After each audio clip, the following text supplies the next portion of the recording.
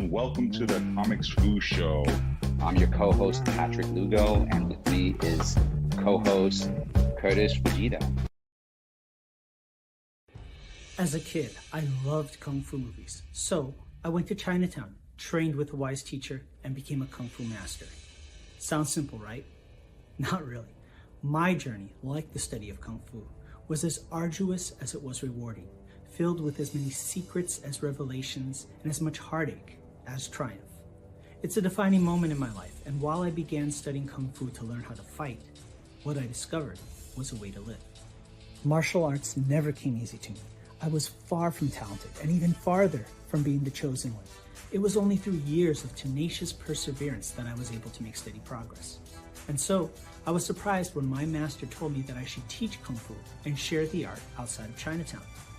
I did just that and taught Kung Fu to my own students for 20 years. I always wanted to do more to share the art of Kung Fu with others, but was limited by only being able to teach those within my immediate area. What about the rest of the world? Then one day, I had one of the deepest insights about Kung Fu. I realized that the punches, kicks, throws, and myriad of martial maneuvers are merely the delivery system for the true essence of Kung Fu, the philosophy and way of life. Having worked for years as a professional artist and storyteller in film, animation, video games, and comic books, I realized that I could draw upon this unique skill set to share my passion for Kung Fu with the greater world. And so I created Shadow Ghost, the Kung Fu comic by a Kung Fu master. The first issue is created entirely by myself, from story and art to colors and lettering. Every panel is filled with unprecedented accuracy in its depiction of Kung Fu by a comic book creator who knows from first-hand experience what it means to be a Kung Fu master. Shadow Ghost is a martial arts coming-of-age story about a young man whose search for the truth about a legendary hero leads him to study Kung Fu, and through a twist of fate becomes part of the legend himself. For the first time in comic book history, you can immerse yourself further in each issue with Kung Fu skills technology, powered by Tiger Crane Kung Fu. Scan the QR code at the back of the comic and follow an exclusive link to an online instructional video where I teach you Kung Fu techniques featured in this series. With Kung Fu skills technology, you can do more than just read about the Shadow Ghost saga. You can become a part of it. The first issue is completely finished and ready for print. All that's needed is for you to make a pledge of support so that we can fund the printing of the first issue. Together, we can share the wisdom of Kung Fu with the greater world. Shadow Ghost is the story of Kung Fu. It's about the people, the art, the culture, and the philosophy. It's my story and the story of those that I've learned from, taught, fought, and loved. Join me and become part of the vibrant legacy in a place and time where we might not be the chosen one, but where we can make a choice to be part of something bigger and greater than just ourselves. I'm Sifu Kurtis Fujita, and this is Shadow Ghost, the Kung Fu comic by a Kung Fu master.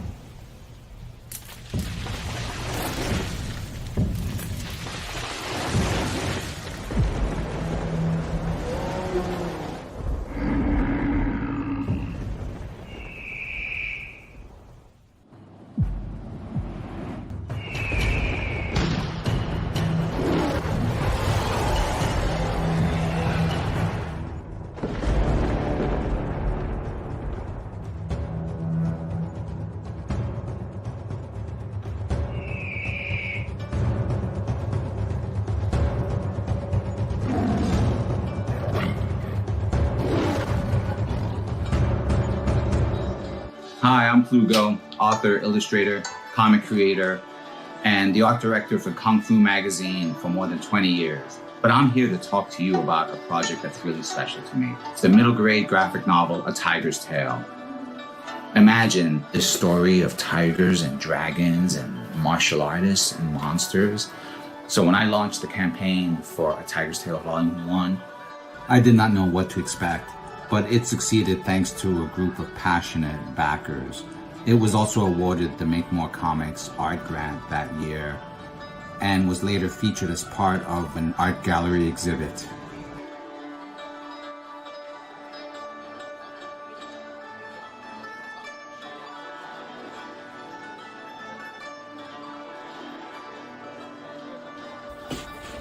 And that's why I'm coming to Kickstarter, to cover production fees, printing, copy editing, things like that. Books completed, with the exception of a few pages I've set aside for color over the course of the campaign. This turned out to be a popular feature of Volume 1's campaign, so I thought I'd bring it back for Volume 2. I think it's going to be great fun for everyone.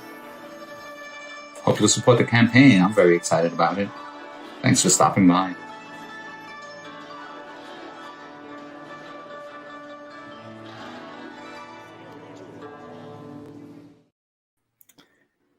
All right, we are back. Hello, Patrick. Hello, Kurtis. Welcome to the Comics Fu Show, where we stand at the crossroads of Kung Fu, comics, and all sorts of pop culture. Nice. Excellent. Getting there. Totally. You know, and I keep forgetting we should reintroduce ourselves every time, like who we are, and That's true. That is very true. So, Kurtis. Yes. Tell me about yourself. International man of mystery, gentleman known for being of leisure. No, I'm Kurtis Fujita. I'm a Kung Fu instructor. I'm also a comic book creator. So I have my own school, Tiger Crane Kung Fu, where I teach martial arts now online. And I currently am the creator of the comic book, Kung Fu comic by a Kung Fu master called Shadow Ghost. And that's on Kickstarter now. And you can be sure to check it out. And I'm going to go ahead and turn it over to my co-host, Patrick Lugo. Patrick, why don't you tell them about yourself? I'm Patrick Lugo, also known as Plugo, author, illustrator, comic creator, currently on Kickstarter with my Volume 2 of my acclaimed Kung Fu wuxia graphic novel, A Tiger's Tale. You can see the URL right there. Kurtis, I just got news that over the course of this afternoon, that campaign has reached 97% of its funding goal. That's excellent. That's just within target range, just about to close that gap. So that's excellent. I know. I feel like it's like one of those bullet time scenes from The Matrix where everything's happening so fast, but it's just like slowing down to the minute 2%. I keep wondering, will I get to that precious 2% before we get to the official 1 week mark of the campaign? That's like my little paradox that I'm contemplating. One thing I think everybody should take under consideration is that A Tiger's Tale, Volume 1 and 2, is voted a project we love, and that's by Kickstarter directly. So that's a very prestigious thing. Not everybody gets it, and it means that it's unique and very special in its creative endeavors. And so, Patrick, this is not just the first time you've gotten it. This is the second time in a row that you've gotten that. So that's tremendous. Very tremendous. Yeah. It's been fun. It's such a key little motivating factor, in the mayhem of running a campaign. I mean, we've been talking to, we spent the whole day kind of talking about campaigns, right? We have yourself. This is your first campaign, but it's also the first campaign of Tamika Brown, the CEO of UE Comics, who we were talking to this morning.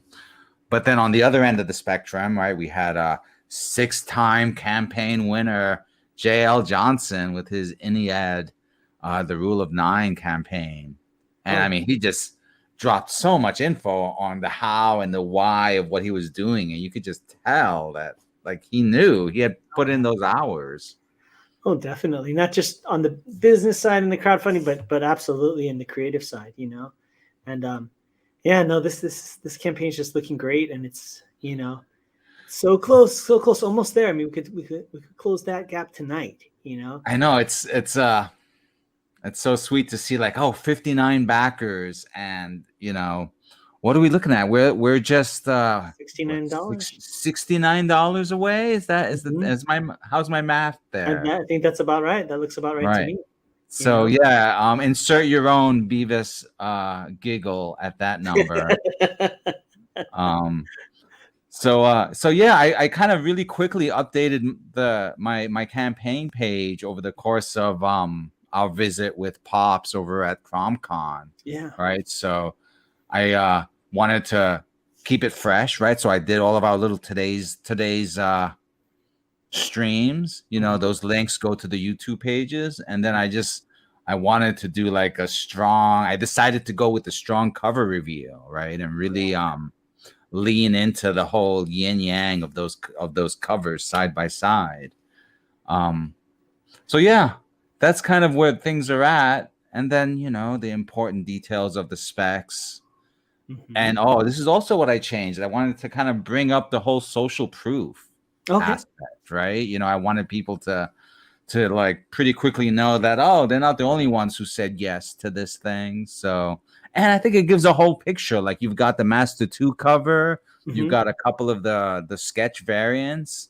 It kind of creates the whole, like, I don't know, big picture of who the backers are, I guess. Totally. I always feel like you've been keen about the big picture and the little picture, whether it's within the pages themselves or even just the design of the different elements, like the covers and all those things. You have a very keen eye for that, attention to detail, which I always appreciate.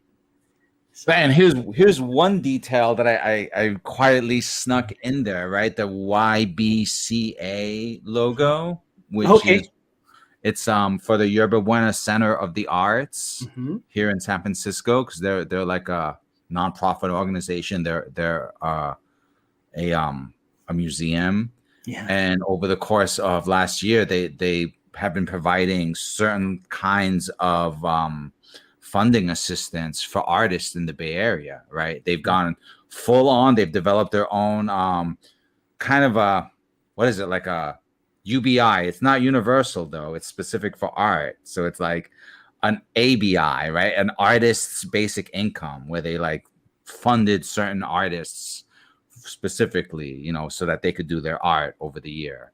But then they also put a wide pool, and I think they took like 5,000 applicants, and they picked only 1,000 or less than 1,000. Maybe it was like 500. But they set aside a chunk of funds to give all of these artists, applying artists and cultural curators, they're called, some funding over the course of the 2022 year. And so I was one of those people selected. That's great. That's excellent. It's just like, it's not just the fact that it helped pay the bills, but also the recognition of being like, this organization recognized what I do, recognized that drawing as, art.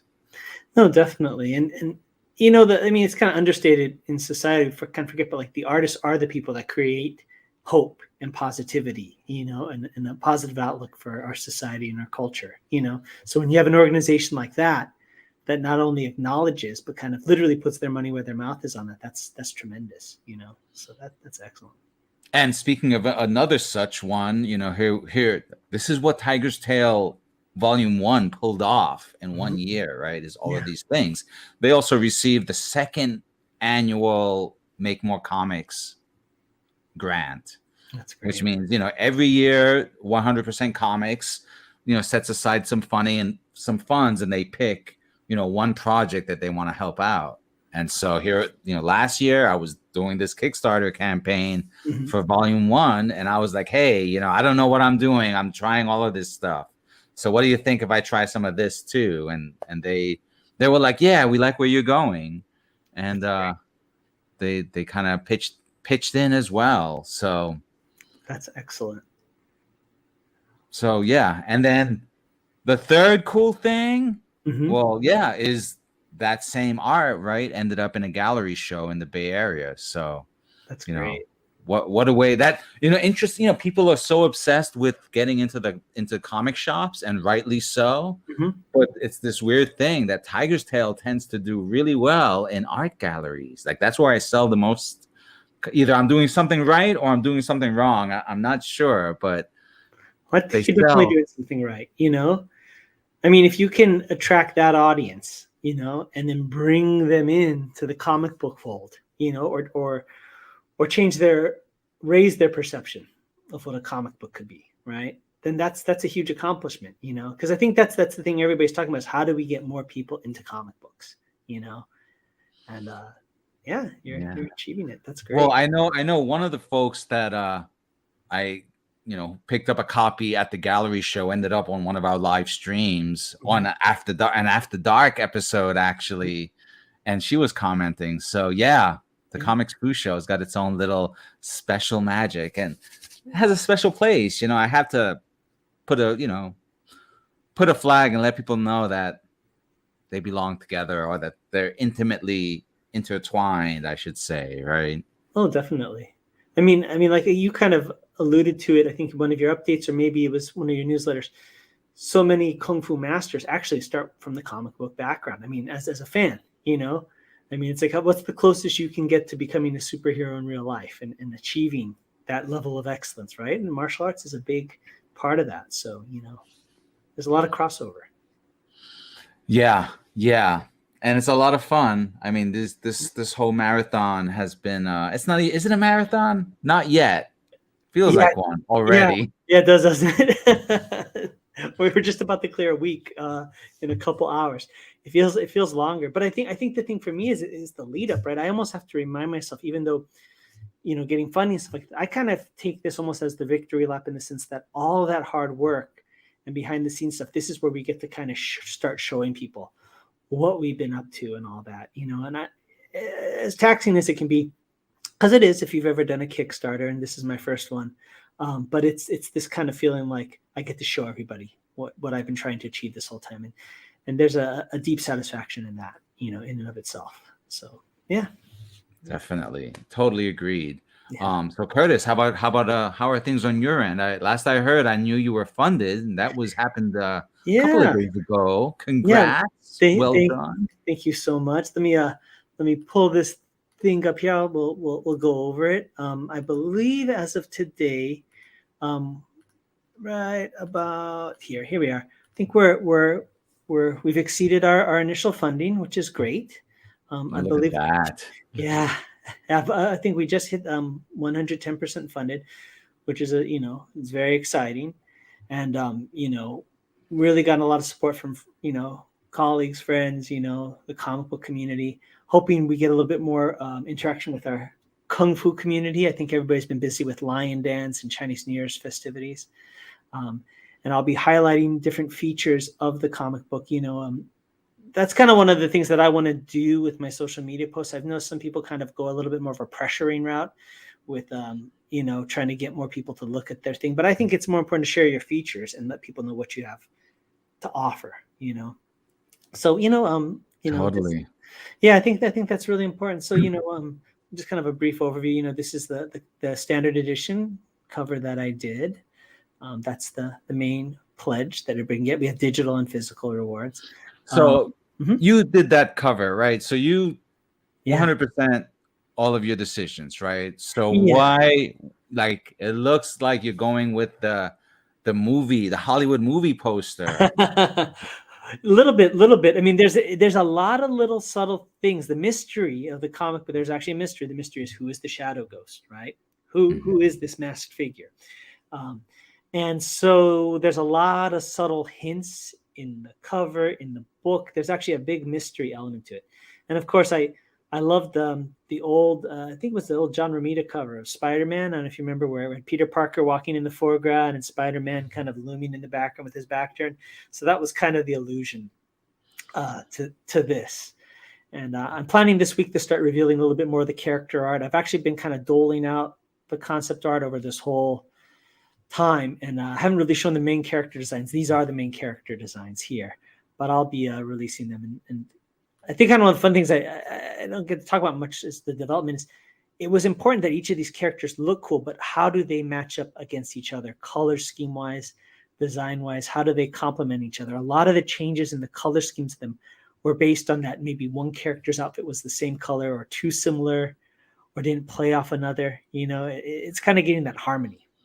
Oh, I know. I mean, look at them. You could just see them like in their own little blister packs. Each one's got their perfect their color scheme.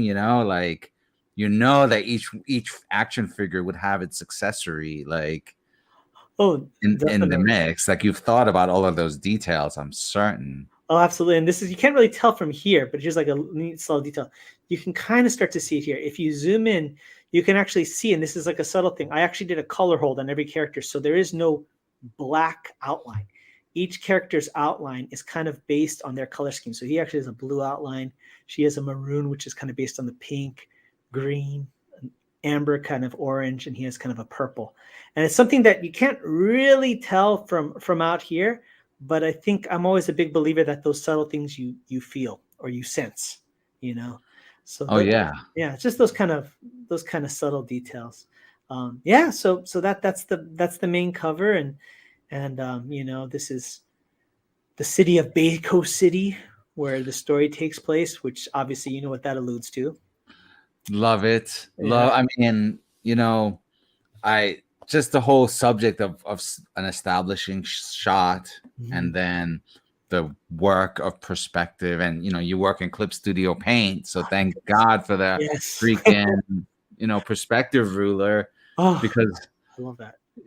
Only someone like a Jeff Darrow is gonna sit there with an actual ruler for like half of it before he starts winging it, and oh, totally. I love clip studio.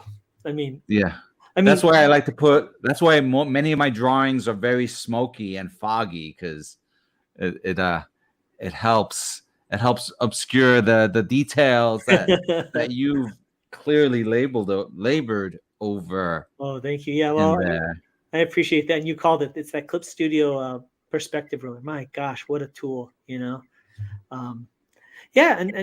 not to go too deep in it because we kind of have in the past, but we got all the authentic Kung Fu combat. One of the things, I just wrote an article for Kung Fu Tai Chi magazine, which will be coming out in a week or so. But one of the key things is, even though the Kung Fu is based on my understanding of Kung Fu and my background, it's not, no specific real Kung Fu style is named. Like it's not Hong Ga or this or that. They're all fictitious Kung Fu styles. And the hope for that is that it raises all of us as Kung Fu people in the community. I want people to read this and to turn around and go to my friend, Sifu Tomizaki's school and be just as inspired as they would if they were to train with me. I think that's an important thing,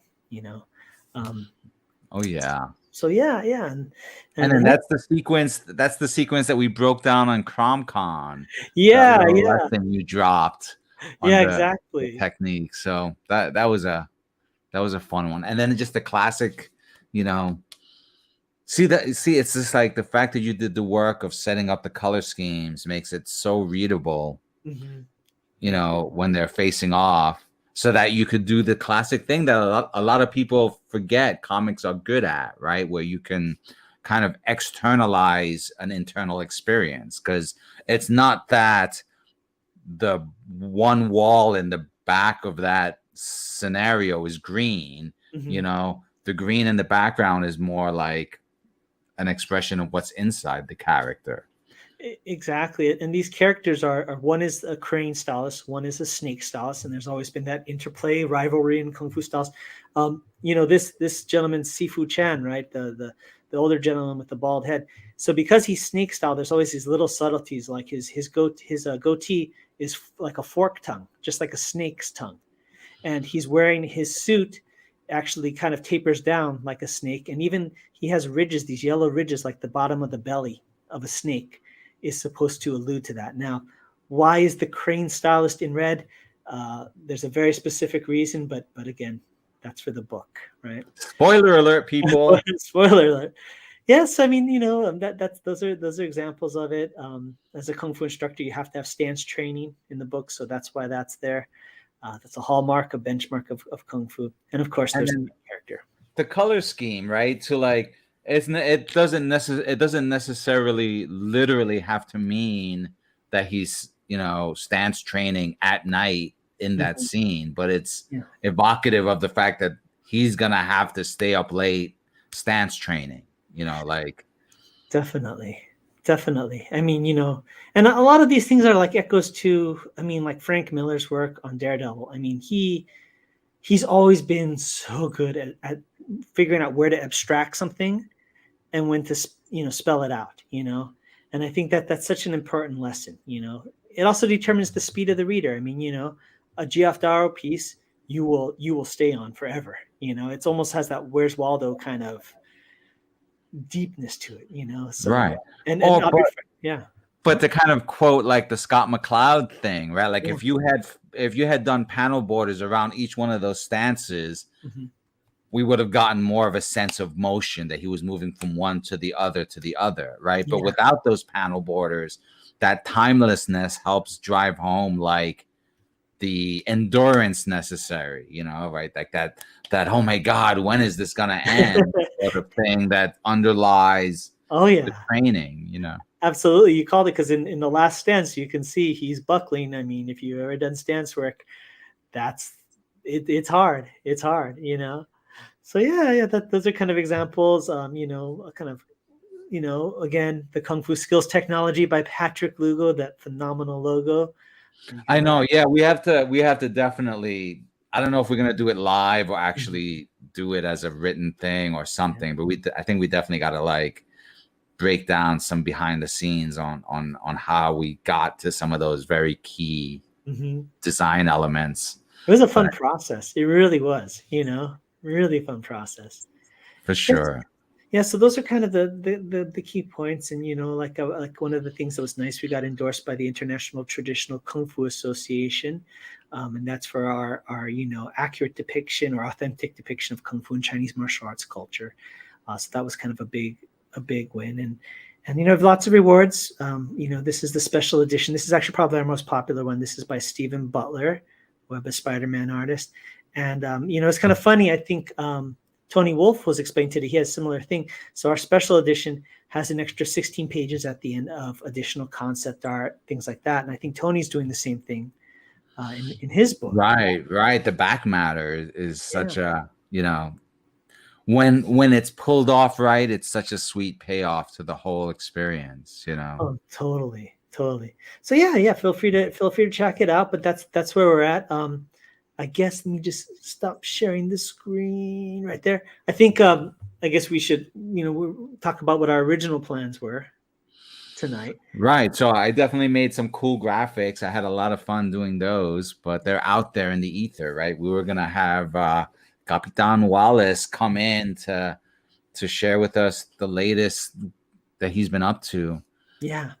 Unfortunately, he some unforeseen circumstances happened, so he's not able to join us tonight. But he assured me that he will be happy to come back and join us in the future. And I'm sure probably in this week or next week sometime we'll have him on. That being said, go ahead. No, I definitely feel like he'll be on one of these either after darks or midday live streams on Tuesday or something. We still have a few of these to do. This is only the second Sunday we've done this. We have a few more Sundays to go and a few more Tuesdays to go. So I think he can come on back. Yeah. And I guess in that sense, in a little bit, we'll just show, one of the things Capitan Wallace collaborated with myself on is a music video for Shadow Ghost. And the funny thing is, we did that before the comic book even has the was complete, so it's kind of like a prequel, I guess you could say, to the comic book. So we'll play that in a little bit, but maybe while we're here, maybe we'll just kind of tell everybody what we have planned this week, what's going on, things of that nature. Or maybe we can I say we play one of those videos first. Yeah, let's do that, and then I can queue up some images.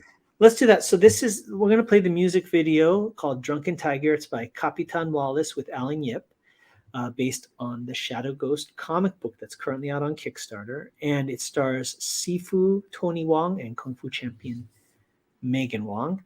And I'll go ahead and let me just pull that up right here and check it out.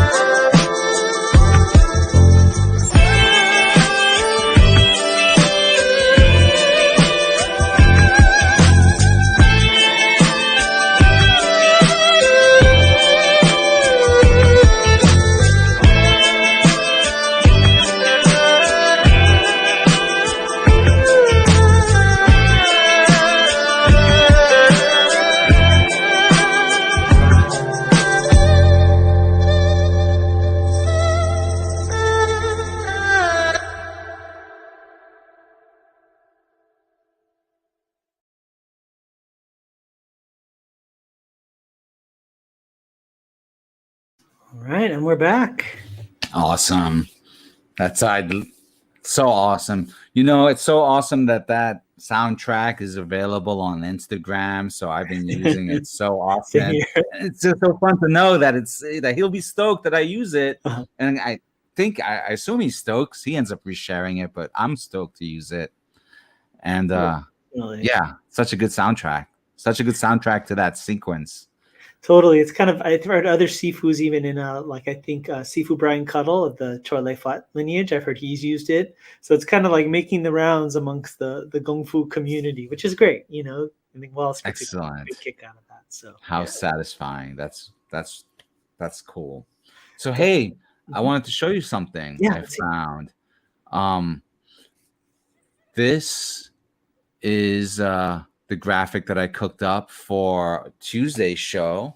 Great. This is another old friend of mine, Grant Balfour, also from the message boards where I met Tony Wolf, and we've still kept in touch. He and I have actually gone to Burning Man together. Oh, cool. Whole other set of wild stories. But nice. Grant's a writer. He's a journalist of amazing stories. He's actually even written a story for Kung Fu magazine, so he's in there. He's been to China and back. Great. He's editor and a musician, and he's written his own like D&D modules and just one of those Renaissance men for the modern day. So he kindly agreed to come on Tuesday. He asked me like what we should talk about. I told him, why don't we talk about fight scenes? Let me know what your favorite fight scene is. It could be movies or it could be comics. Yeah. And he just wrote this huge list, just like bam, bam, bam, bam, bam, bam, bam, like down to the issue number. So that's gonna be a fun time on Tuesday. Excellent. I like that you said that you met him on the message boards, just like Tony. I think the thing about that is that's the time where you had to put in effort to actually, even though it's online, right? That's the early days. That took a lot of effort, which means it was people that are very passionate about it, So that sounds like that must have been a really great community to be part of. Oh, it was a fascinating, and it was, at the time when everyone was making up the rules as they went along, how it was the Wild West. So there was a lot of self-sorting going on, but then amidst all of that, there were people that we would just keep connecting with. That's great. But and he'll tell man, the stories he can tell, dude. Nice. There's a reason why he was on the UFO beat. I'll just leave it at that. I like hearing about that stuff. But I have another guest that's gonna come on Tuesday. Okay. And I would you like to know a little bit about that? Yes, let's hear. Okay, so let's see. I have to let me stop one screen share to then present another screen share. Okay. And this is one of the cool things about both comics and kind of like the indie comic Kickstarter scene. Nice. So J.C. Carter is the writer of a comic called Shaolin Nun. Nice. Whose Kickstarter campaign is live right now, and for issue 4 of Shaolin Nun, I could not believe that I had missed 3 issues before it got onto my radar. I usually like to think that I'm kind of on it with these kind of things, and this one took me by surprise. So I had to back it immediately.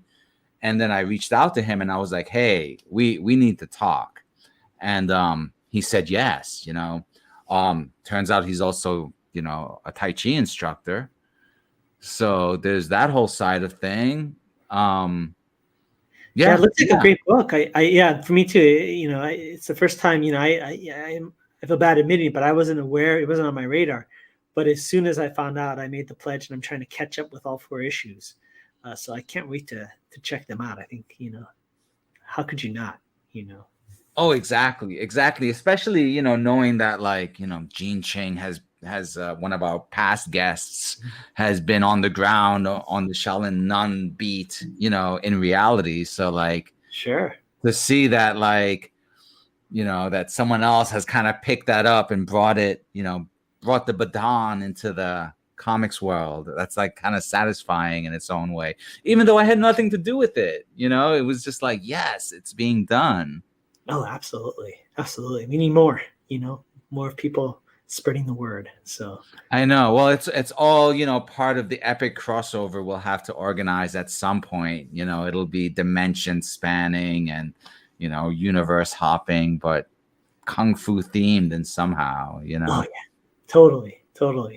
And it's just nice to see kung fu comics without people doing the robot as their kung fu, without the hands like this all the time. And how many times have you seen somebody lifting a Bruce Lee pose? Literally just taking the same Bruce Lee photo and using that same thing as reference for the same thing over and over again. It's nice when you see books like this.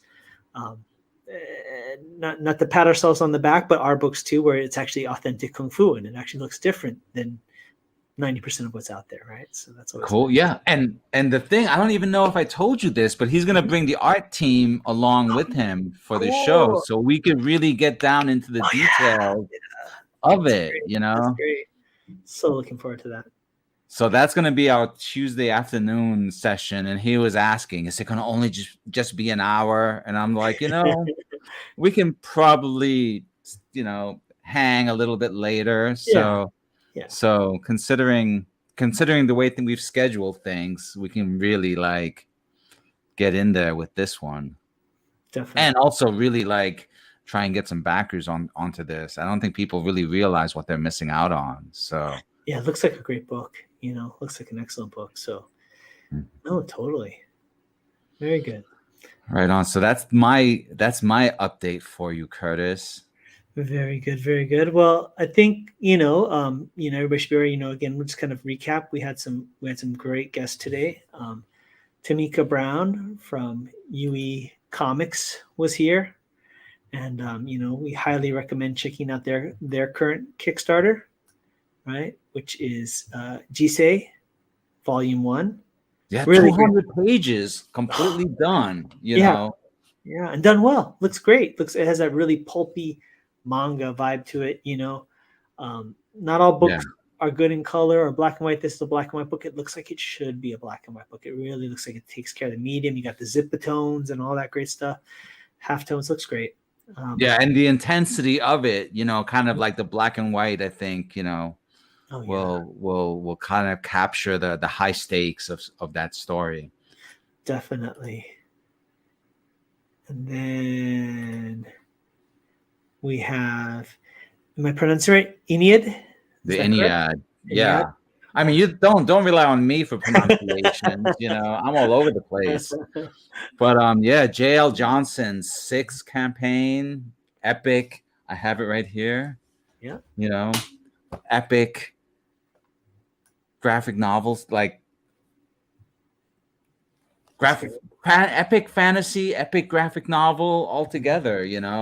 Epic world building. Oh yeah, the world building just seems amazing. I mean, I think that's the thing that struck me. He was not faltering. When you ask him about the world, he knows every little detail of that world. He doesn't pause for a beat. He's really developed that. So I know, and things I've subscribed to his stuff, and I just I cannot keep up with the amount he produces. In terms of just getting that stuff out there. So he's just like a cipher for this world that's coming through him. So it's good stuff, man. I'm excited to hear your opinions when you dig into that one. Definitely. And of course, our other 2 guests that were just in, Tony and Eli, right?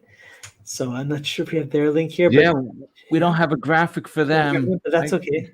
We could give people the website. It was Cosmic Lion Productions, right? That's the indie publisher. Yeah. Oh wait, I might have that in another tab over on camera B over here. Let's see. And that was fun. I mean, we went over a little bit because we were having so much fun talking. You could just tell how passionate they both are, and great stuff. Yep. Yeah, so there, Tony's book, right? 200 pages of a whole assortment of short stories, like mostly autobiographical. You know, totally in the spirit. I mean, like even the color scheme, totally in the spirit of a American Splendor. You know. Oh yeah, totally. Like, the shading and everything. You know. His technique. He's got that like It reminds me of Crumb a little bit, where he's just using the micron and just doing the hatching. You know, like just really every line and so these stories are all over. They're like. He's got a series that are like his life in Greenpoint, like him witnessing the birth of hipsters. Great. He Flashpoint. You know who he also reminds me of? Joe Sacco. You know, right? Like the journalist, comic artist who did Palestine and a few others. And so he does the Joe Sacco treatment, but for hipsters in Brooklyn. You know, great. Like he's on the ground. He's really letting you know, like it was the trucker hats that were the tipping point, you know. And then he does the food things. He's like covered one of New York City's famous pizzerias in his comic.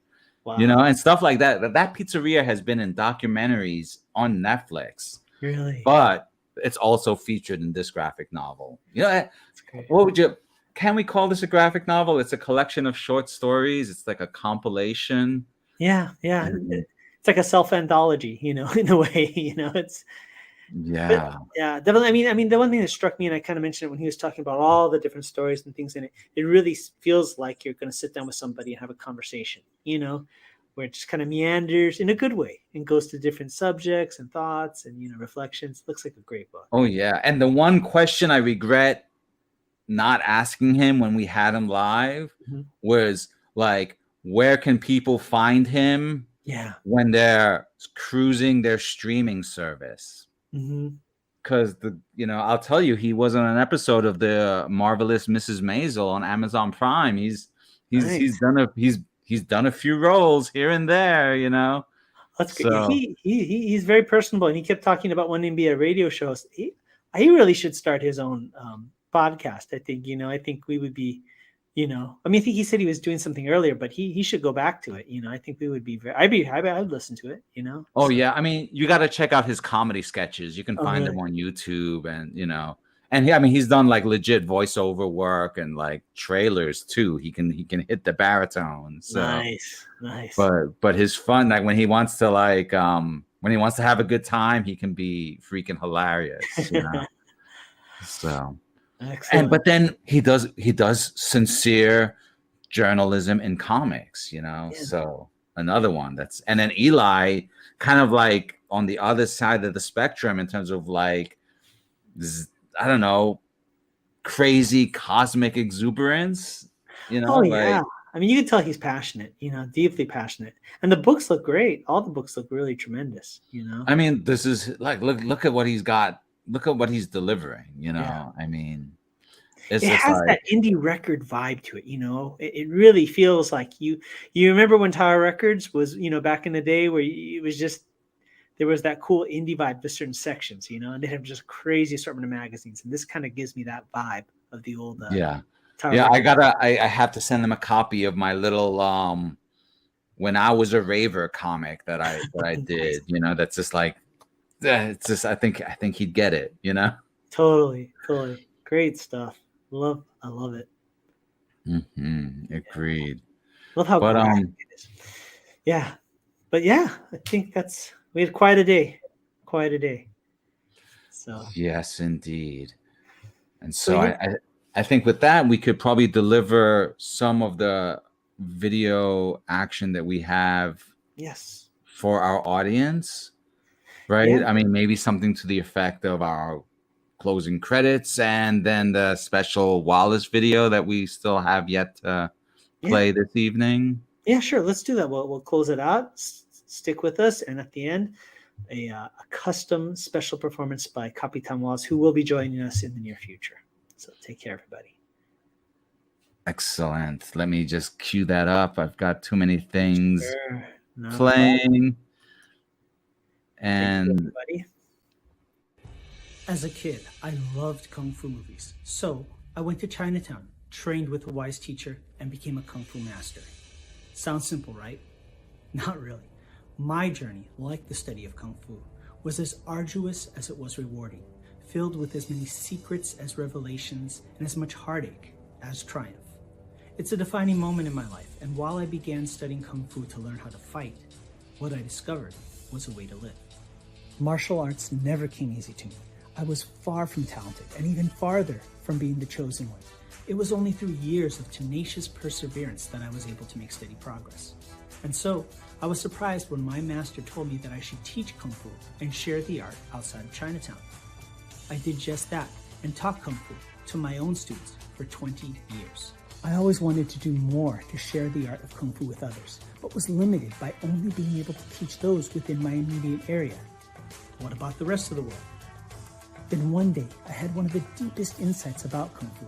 I realized that the punches, kicks, throws, and myriad of martial maneuvers are merely the delivery system for the true essence of Kung Fu, the philosophy and way of life. Having worked for years as a professional artist and storyteller in film, animation, video games, and comic books, I realized that I could draw upon this unique skill set to share my passion for Kung Fu with the greater world. And so I created Shadow Ghost, a Kung Fu comic by a Kung Fu master. The first issue is created entirely by myself, from story and art to colors and lettering. Every panel is filled with unprecedented accuracy in its depiction of Kung Fu by a comic book creator who knows from first-hand experience what it means to be a Kung Fu master. Shadow Ghost is a martial arts coming-of-age story about a young man whose search for the truth about a legendary hero leads him to study Kung Fu, and through a twist of fate becomes part of the legend himself. For the first time in comic book history, you can immerse yourself further in each issue with Kung Fu skills technology, powered by Tiger Crane Kung Fu. Scan the QR code at the back of the comic and follow an exclusive link to an online instructional video where I teach you Kung Fu techniques featured in this series. With Kung Fu skills technology, you can do more than just read about the Shadow Ghost saga.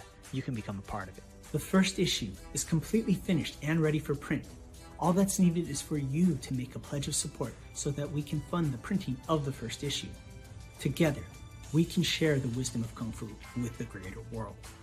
Shadow Ghost is the story of Kung Fu. It's about the people, the art, the culture, and the philosophy. It's my story and the story of those that I've learned from, taught, fought, and loved.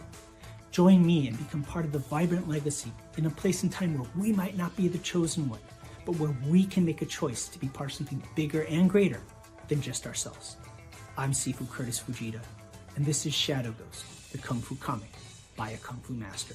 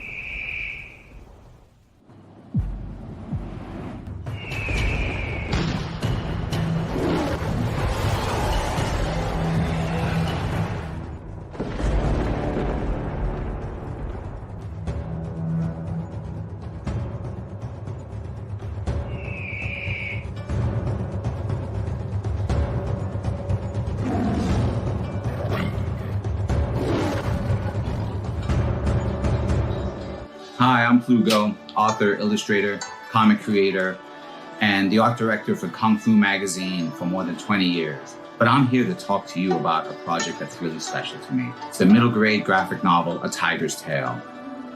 Imagine the story of tigers and dragons and martial artists and monsters. So when I launched the campaign for A Tiger's Tale Volume 1, I did not know what to expect. But it succeeded thanks to a group of passionate backers. It was also awarded the Make More Comics art grant that year and was later featured as part of an art gallery exhibit.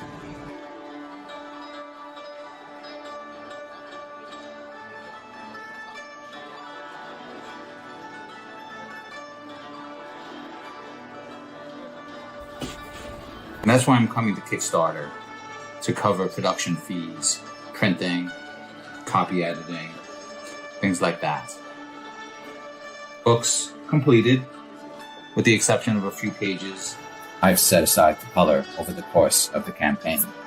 This turned out to be a popular feature of Volume 1's campaign, so I thought I'd bring it back for Volume 2. I think it's going to be great fun for everyone. Hope you'll support the campaign. I'm very excited about it. Thanks for stopping by.